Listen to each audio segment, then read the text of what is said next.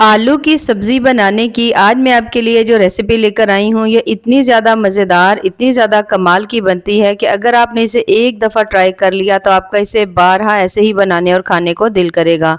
तो चलें जी अपनी मज़ेदार और ज़बरदस्त इस रेसिपी को बनाना शुरू करते हैं। बिस्मिल्लाहिर्रहमानिर्रहीम। अस्सलाम वालेकुम। उम्मीद है आप सब ठीक होंगे।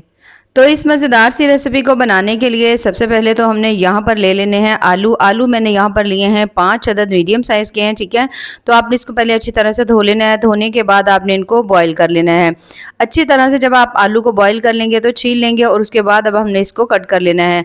अब यहाँ पर अगर आप चाहो तो आलू के बड़े बड़े पीसेस भी कट कर सकते हो, नहीं तो नॉर्मल जिस तरह से मैं यहाँ पे कट कर रही हूँ सेम इसी तरह से आप इतने इतने पीसेस भी कट कर सकते हैं। बस यहाँ पर आपने जो आलू है ना बॉईल करने के बाद कुछ देर के लिए आपने इसको पंखे के नीचे ज़रूर रखना है ताकि थोड़ी सी इसके अंदर जो चिपचिपाहट होती है वो ख़त्म हो जाए। अब यहाँ पर सभी आलू को हमने अच्छी तरह से कट करके रख लिया है। रखने के बाद अब यहाँ पर हम इसे पकाना स्टार्ट करते हैं। पकाने के लिए मैंने यहाँ पर ले ली है 1 अदद लोहे की कढ़ाई और उसमें शामिल करेंगे यहाँ पर हम कुकिंग ऑयल और उसके साथ ही हम इसमें डाल देंगे प्याज। प्याज यहाँ पर मैंने 3 अदद मीडियम साइज़ के लिए थे, ठीक है। उसको आपने बिल्कुल बारीक चॉप कर लेना है और उसके बाद यहाँ पर हमने प्याज को हल्का सॉफ्ट होने तक पकाना है। जैसे ही आप देखो जो प्याज है वो थोड़ा थोड़ा सॉफ्ट हो गया है और उसका कलर हल्का लाइट ब्राउन हो गया है, जैसा कि आपको नज़र आ रहा है। बहुत ज़्यादा डार्क ब्राउन नहीं करेंगे, हल्का लाइट ब्राउन करेंगे। तो उसके साथ ही जैसे आप देखो थोड़ा सा इसका कलर चेंज हो चुका है ना, तो फिर हम इसमें शामिल करेंगे यहाँ पर अदरक लहसुन का पेस्ट, ठीक है। तकरीबन 1 चम्मच यहाँ पर मैं इसमें शामिल करूंगी फ्रेश कुटा हुआ अदरक लहसुन का पेस्ट। अदरक लहसुन का पेस्ट यहाँ पर शामिल करने के बाद दोबारा से कुछ देर के लिए भून लेंगे 1 से 2 सेकंड के लिए, ताकि अच्छी सी इसके अंदर से भुने हुए अदरक लहसुन की खुशबू आए।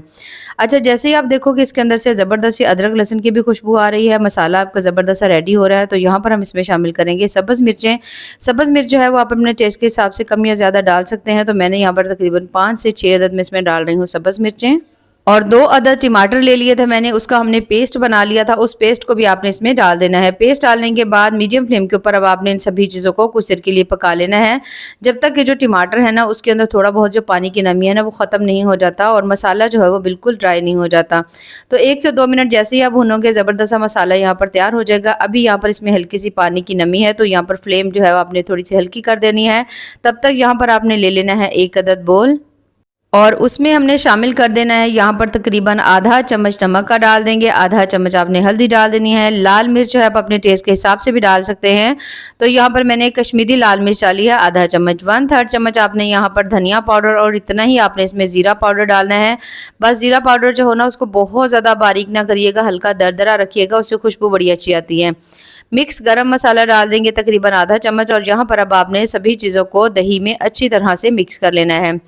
सभी चीज़ों को जैसे ही आप दही में अच्छी तरह मिक्स कर लोगे तो यहाँ पर आप देख सकते हो ज़बरदस्त सा ये जो दही हमारे यहाँ पे बन करके तैयार हो चुका है।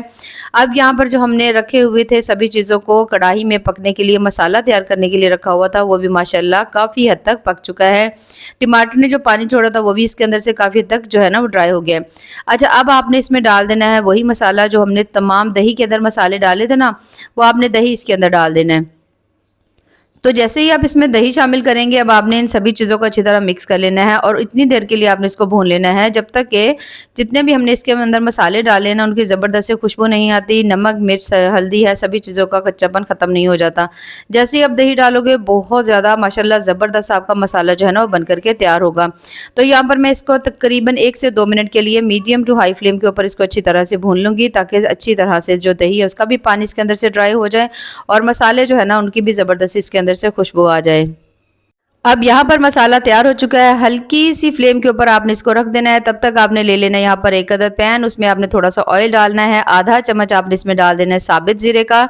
उसके साथ ही आपने थोड़ी सी इसमें कलौंजी डाल देनी है, 1/3 चम्मच या 4th चम्मच डाल लीजिएगा। 2 से 3 अदद आपने इसके अंदर डालने हैं लौंग, 5 से 6 अदद आपने इसमें डाल देनी है काली मिर्चें। हल्का सा आपने ऑयल के अंदर थोड़ा सा इसको मिक्स कर लेना है।